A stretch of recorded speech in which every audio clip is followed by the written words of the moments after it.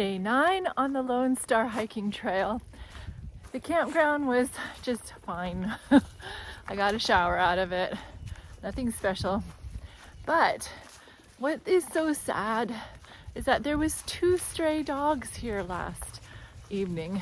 So we felt so sorry for them and put out some dog food on the road and they just gobbled it up. Why do people do that? So many stray dogs in Texas. We're finding out. Heartbreaking. Lovely wide trail here. We are having fun on this trail. Yes, sirree. With my mom's senior rate, we got the campground for $7.50. So that's a good deal. We're catching a glimpse of Lake Conroe. So that's one thing the campground has going for it. It's right by the lake. Lots of fishing.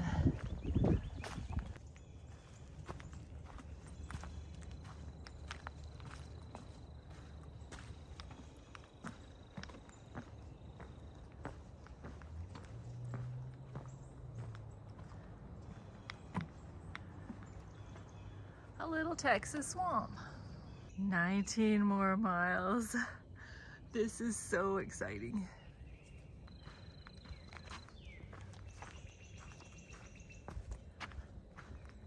This trail is definitely wet, this section. So, more tricky log crossing.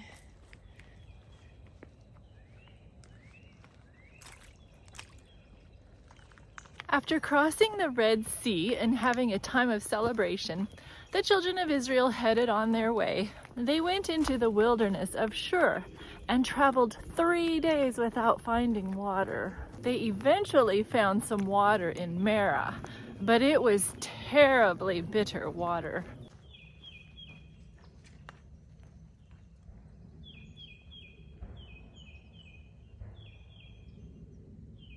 So they began to murmur and complain to Moses. Believe me, this would be a common theme of the Israelites, and poor Moses, being their leader, would get an earful, for they would often come across difficulties on their travels. It's kind of cool I'm walking by water today.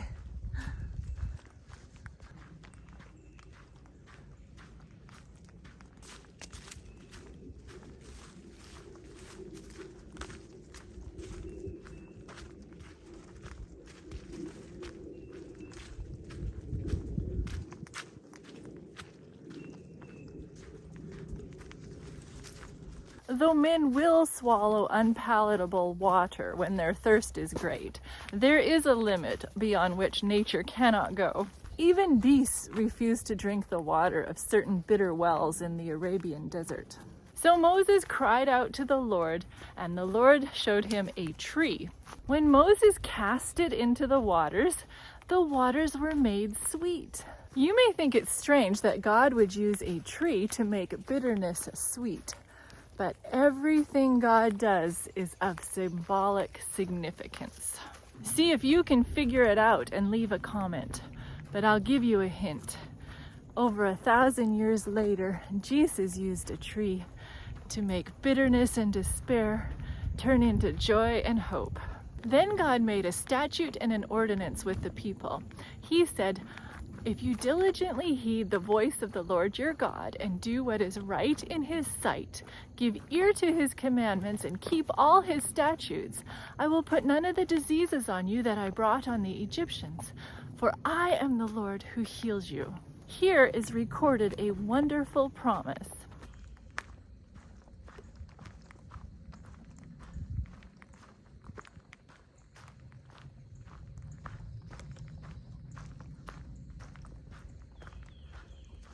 If God's people would keep strict obedience to all of his commandments, then he would heal them as he healed the bitter waters, and would keep them free from both physical and moral evil. Their physical well-being was made dependent upon obedience, which makes sense. This is a great principle for people through all the ages, and even now.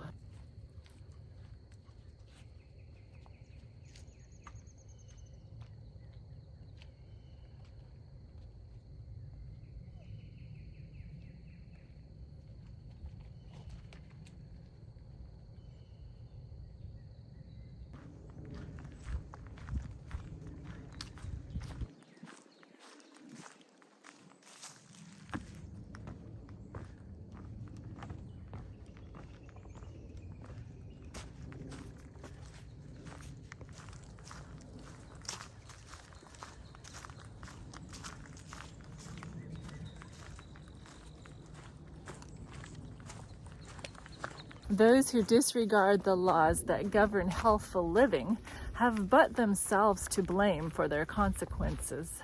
On the other hand, those who live according to the divinely imparted instructions on health will experience a marked freedom from diseases. God is interested not only in man's spiritual state, but also in his physical state.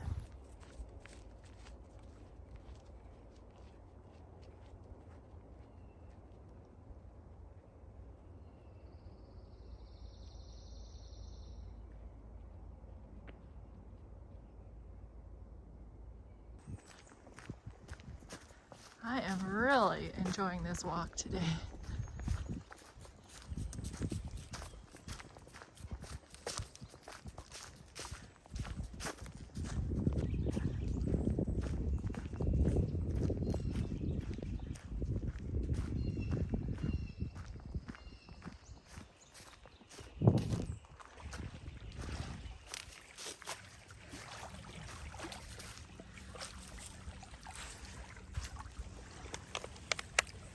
Oh, it's pretty cold.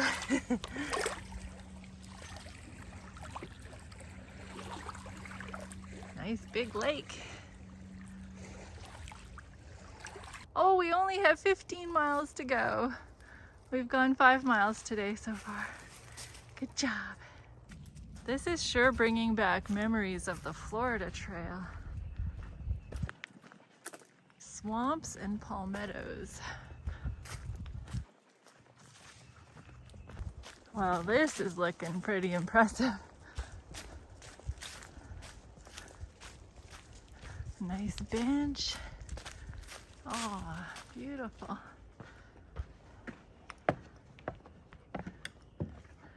This is reminding me of Florida too. Gorgeous. Isn't it gorgeous? Hey, pups. Yeah. So beautiful.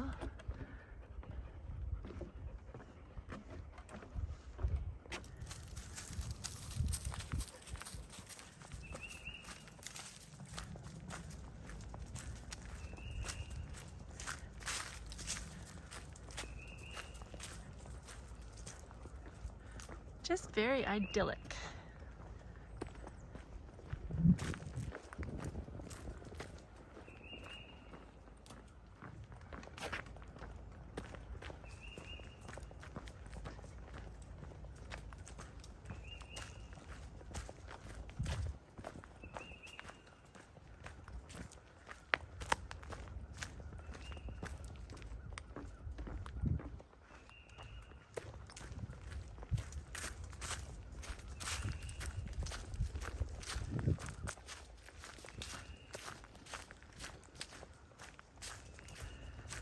Little Lake Creek Loop. I bet that's a special walk for another day, another year.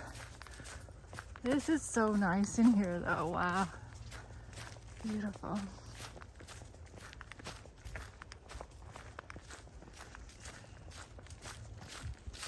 Then the Israelites came to Elim, where there were 12 wells of water and 70 palm trees. So there they camped by the waters. God provided for them an oasis, and there they were able to rejuvenate. God is so good. This is momentous. 10 more miles to go. Okay, I'm now at trailhead number 3. I've done 11 miles today, and sadly the next pickup point is 6 miles from here. So I'm gonna have to call it for today. The dog's tuckered out anyways. So the dog and I will see you again tomorrow. Thanks for watching.